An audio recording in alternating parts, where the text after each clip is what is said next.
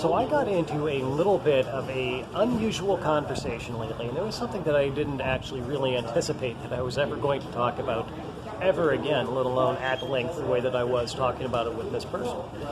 It basically started with somebody posting posting a thing online, and they were asking about like which movies were the best adaptation of a particular book. And this particular person said that in her opinion it was Cloud Atlas. And I just didn't have to make it an argument, but I really did have to kind of add my two bits, and it was like, talking about, it's a pretty bad movie. Like, it's a pretty bad movie. I haven't read the book. I don't know if the book is any better, because I haven't read it. I mean, I'm not in any rush to read it. But it was a pretty lousy movie, and actually probably the worst thing about it was the ideas in this movie.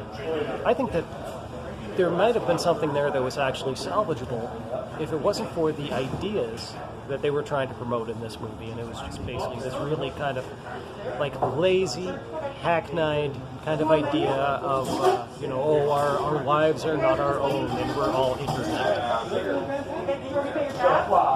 And the fact that somebody could actually sit through that movie and then listen to that kind of become this idea, it's like, we're going to treat this as some kind of sage wisdom that needs to be shared with the world, was really such an undercooked idea, and not only that, it was really contradictory to the other things that take place in this movie. So to give you just kind of a very brief synopsis of just the one portion of the movie that I'm talking about. I mean, this movie is basically, it's like 6 different stories kind of put together, and they're all supposed to be kind of interlinked by reincarnation. Okay. Itself, it's a very flawed idea, but as a rhetorical device, could be very useful. But there's one in particular where they are in the future. They're in the Seoul, South Korea of the future, and they have basically what is, for any lack of a better phrase, it's a slave underclass.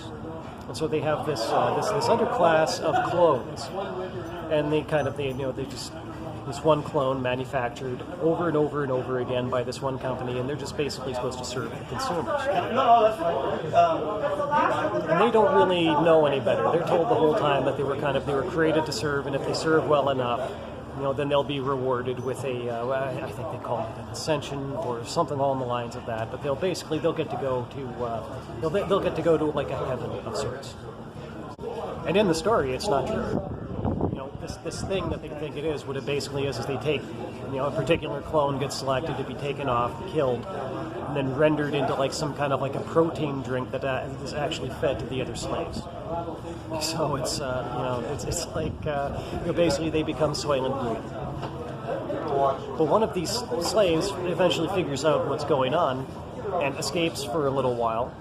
And then when they recapture her, she gets to give this little speech. And it's supposed to be like this kind of like world-saving wisdom, where they just come out and say, it's like, our lives are not our own, and we have obligations to others, and others have obligations to us, and things like that. But what the author never really obviously stopped to even think about is, if people's lives are not their own, then is slavery actually wrong? Now, that's a question I'm going to pose to you in a very serious manner. I mean, ask yourself this. What is it that makes slavery wrong? It's been so long since we've had slavery in the Western world, and I think at this particular point, we don't really stop to ponder that question. It's just something that we have always known. But if anything is right or wrong, it has to be right or wrong for a reason. And this is what I would posit to you, is that slavery is wrong because if you enslave somebody, you are taking from them something that they are entitled to, and that is their life. Freedom over their life. Their life is their own, and that's what makes slavery wrong.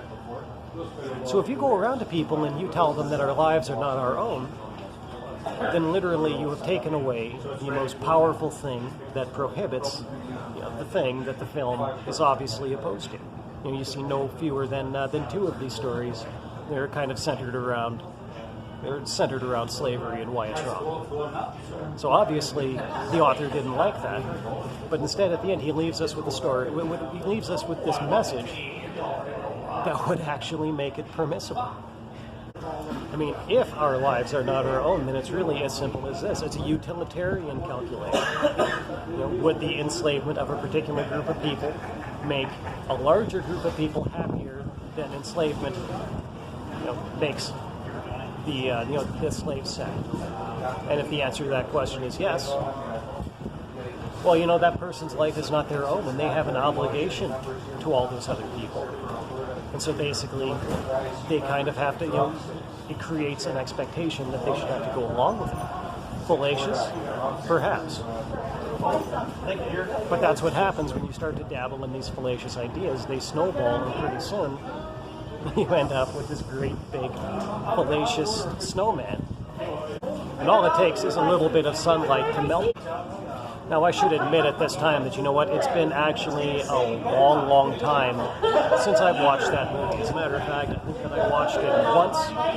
I think that was when I paid to go see it in the theater and experienced that instant regret. But, more recently, I actually went back and I watched The Spirit again.